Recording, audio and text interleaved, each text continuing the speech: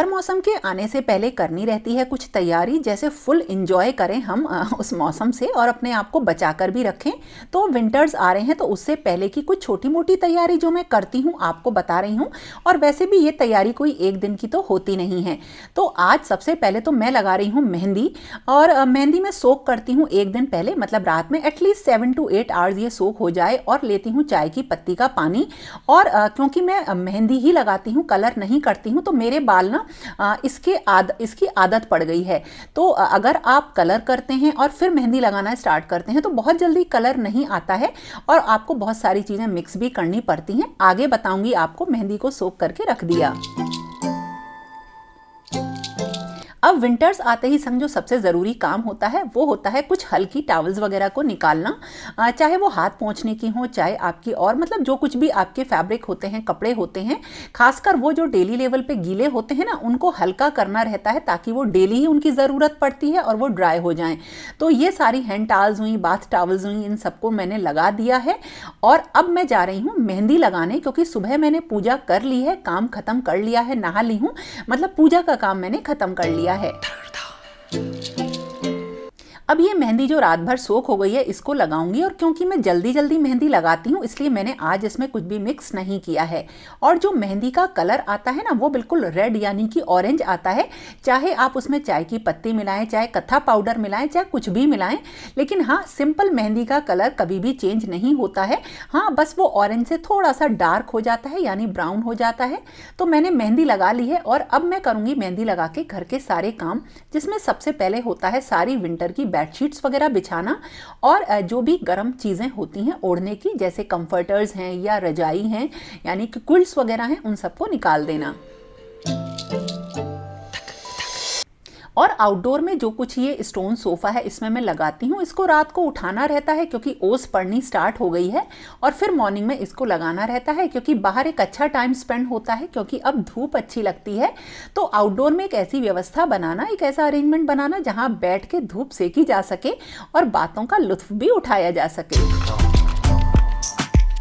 और जैसे ही विंटर्स आते हैं कारपेट्स वगैरह घर में बिछ जाते हैं। अब घर बड़ा है तो जहाँ जहाँ भी बहुत ज़्यादा हम बैठते हैं वहाँ पे कारपेट में बिछा देती हूँ, और कुछ कारपेट तो अभी डैडी ने भेज दिए थे मेरे पास, बहुत ही बढ़िया, वो भी मैंने बिछा दिए हैं।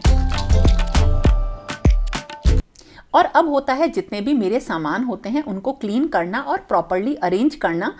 जैसे कि जो इलेक्ट्रिक सामान होता है उस पर डिपेंडेंसी थोड़ी सी विंटर्स में बढ़ जाती है, जैसे इलेक्ट्रिक कैटल वगैरह होती है। और एक मेरा ये ना बहुत ही अच्छा एक कैसरोल है, ये इलेक्ट्रिक कैसरोल है, लास्ट ईयर मैंने लिया था, मुझे बहुत अच्छा लगा था। अब तो ये ऑनलाइन अवेलेबल है, लिंक दे दूंगी, आप ले लेना। इसमें खाना बहुत ही सही गर्म रहता है। और इसी तरीके से बहुत सारी चीज़ें मैंने अपनी किचन की चेंज कर दी हैं। और जो मेरे इलेक्ट्रॉनिक्स का सामान होता है, आप लोगों ने पूछा था, तो मैं खाने वाले सोडा में विनेगर मिलाकर उसी से इन सबको क्लीन करती हूँ, मतलब इसमें लगा के रख देती हूँ और फिर धीरे धीरे इनको हल्के हाथों से ब्रश की मदद से या किसी स्क्रबर की मदद से मैं अच्छी तरीके से क्लीन कर लेती हूँ। और वैसे भी अब तो जैसे मेरा ये जूसर है, वेजिटेबल जूस खूब निकलेगा, तो इन सबको मैंने इस तरह से रख दिया कि ये डेली लेवल पे मैं अच्छी तरह से यूज़ कर सकूँ।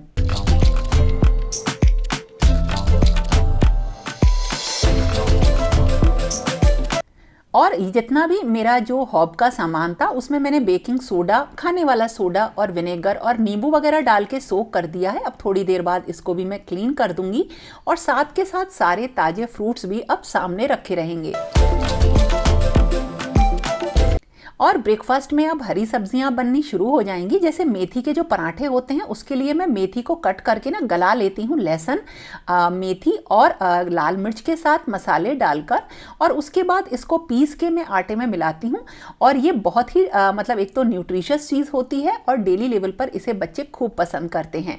तो ब्रेकफास्ट में कुछ ना कुछ इसी तरीके के पराठे बनेंगे। और इसका आटा भी स्पेशल होता है, जिसमें कि बेसन मिलाती हूँ और थोड़ा सा मोयन और खड़ा जीरा वगैरह मिला के, धनिया मिला के मैं पराठे बनाती हूँ। और अब जो सब्जियां वगैरह रहेंगी वो रहेंगी बाहर, तो उनके लिए मैंने इस तरीके के कुछ मेरे पास बॉक्सेस हैं जो कि फ्रिज में रहते हैं, लेकिन अब ये फ्रिज में नहीं रहेंगी। जैसे अदरक, हरी मिर्च, टमाटर वगैरह ये सब बाहर रखी जाएंगी। और इसके साथ जो हरी पत्तेदार सब्जियां होती हैं वो भी बाहर रहेंगी। और जो नया आलू होता है इसमें से बहुत मिट्टी निकलती है, तो नीचे न्यूज़पेपर बिछा के अब इसे खुले में रखूंगी। और इसी तरीके से सारी जो सब्जियां होती हैं वो बाहर रहेंगी। तो मुझे ये बास्केट बहुत ज़्यादा पसंद है, मेरी बहुत पुरानी है। इस पर मैंने गोल्डन स्प्रे पेंट कर लिया था और ये बाहर फ्रिज के साइड में रख जाती है और इसमें मेरी सारी हरी सब्जियां रहती हैं। फ्रिज में अगर हम इन्हें रखते हैं ना तो ये बहुत ख़राब हो जाती हैं। तो एक कॉर्नर पे अरेंजमेंट ऐसा बनाना रहता है कि ये सारी सब्जियां बाहर प्रॉपरली हम रख सकें।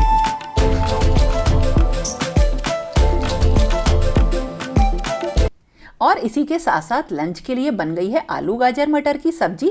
और मेथी के साथ साथ जो मेथी का आटा है, कुछ सादा आटा भी लगाना रहता है क्योंकि चीकू जो है मेथी की रोटियां पराठे नहीं खाता है। तो इतनी तैयारी करके मैंने रख दी है क्योंकि आज मैं बहुत ढेर सारा काम कर रही हूँ और मेहंदी मेरी अभी लगी हुई है। और जितना भी मेरे ये सामान था सब बहुत अच्छी तरीके से क्लीन हो गया है। और इन सब चीज़ों को क्लीन करने में, साफ़ करने में 2-2.5 घंटे लगे। और इतनी देर में जो मेरी मेहंदी थी ना वो बिल्कुल बढ़िया तरह से ड्राई हो गई। यानी एक के साथ साथ बहुत सारे पैरेलल काम करने की मेरी आदत ही है। और अब मैं मेहंदी को वॉश करूँगी, लेकिन जितना टाइम वॉश करने में लगेगा ना उतनी देर के लिए मैं इंडिगो पाउडर जो हूँ सोक करके रख के जाऊँगी। तो सिंपल इंडिगो पाउडर को थोड़े से गर्म पानी में भिगोना रहता है केवल 10 मिनट के लिए। और उसके बाद इसे हल्के से ड्राई हेयर्स में हमें लगाना रहता है। इसमें नमक भी मिला लेती हूँ, उससे इंडिगो का कलर अच्छा आता है।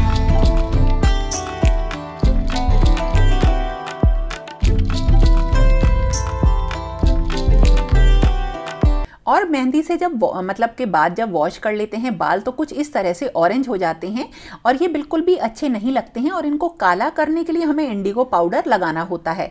कई लोगों को इंडिगो पाउडर से एलर्जी होती है, लेकिन वो केवल स्किन की एलर्जी होती है, तो आप उसे अवॉइड करिएगा। जैसे आपकी आंखों में से हल्का सा पानी आएगा, स्वेलिंग आएगी, लेकिन कोई दिक्कत नहीं है, ऐसा मेरा भी होता है। और ये मैंने अब ना इंडिगो पाउडर लगा दिया है। आप लोग कहते हो कि जब इंडिगो पाउडर लगाते हैं तो बाल ना मतलब बहुत अच्छे से कवर नहीं होते हैं।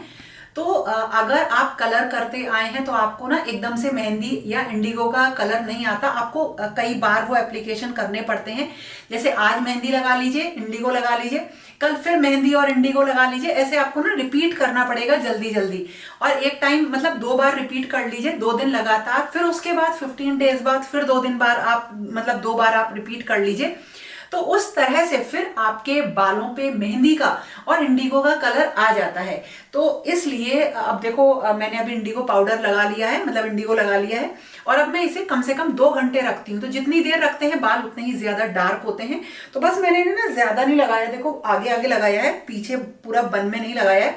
और इससे वैसे भी जो आप अगर अच्छा इंडिगो पाउडर यूज करेंगे या मेहंदी यूज करेंगे तो आपके बालों के लिए वैसे ही ये बहुत अच्छा होता है। तो अब 2 घंटे बाद करूंगी, अब इसे मैं रखने जा रही हूँ। और अब मैं बनाने जा रही हूँ बिना अंडे का, बिना मिल्क मेड का और एक गाजर का केक यानी कैरेट केक। बहुत ही फटाफट बन जाता है और इसके लिए बहुत सारी चीज़ों की ज़रूरत भी नहीं पड़ती है। और अब मुझे कुछ ना कुछ तो करना है क्योंकि बालों में ना मैंने इंडिगो लगा रखा है।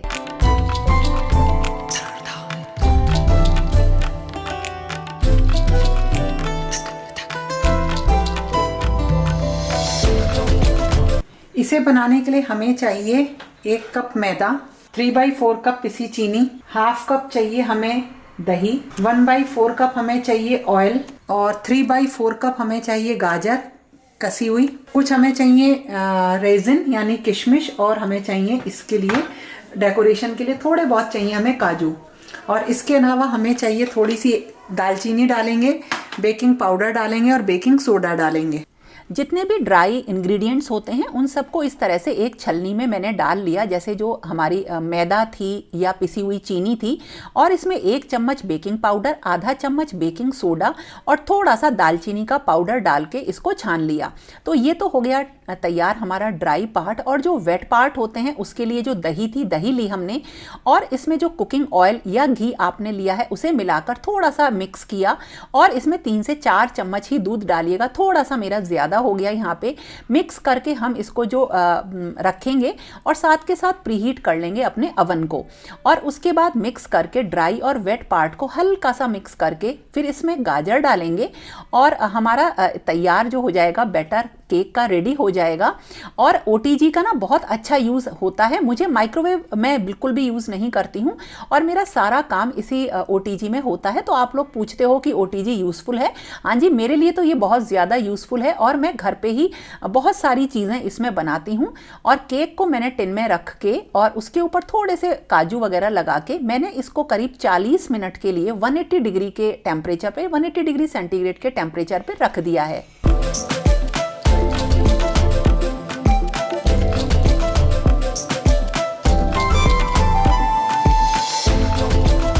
और अब जितना भी सामान था ना मेरा इलेक्ट्रॉनिक्स का, जिसकी कि मुझे डेली ज़रूरत पड़ रही है, उन सबको मैंने बाहर इस तरह से प्लेस किया कि मैं उसको अच्छी तरीके से यूज़ कर सकूं, मतलब उसका ऑप्टिमम यानी कि भरपूर इस्तेमाल कर सकूं।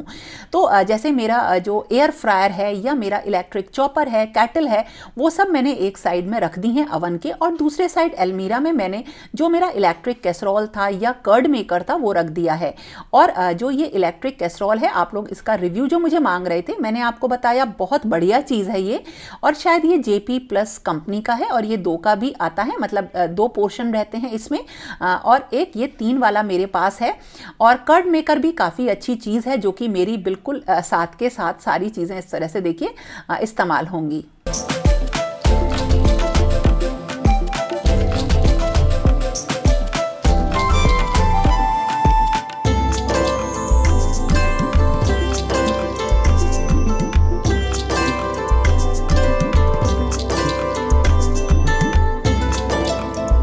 और आज मुझे बनानी थी अपने ठाकुर जी के लिए रबड़ी, उनको भोग लगाना है, तो मैंने थोड़ा सा दूध लिया और ये भारी कढ़ाई ले ली है। ये कास्ट आयरन की कढ़ाई है, इसमें बढ़िया तरह से बन जाती है, बनाना बहुत आसान है। थोड़े से केसर के धागे वगैरह इसमें डाल लीजिए।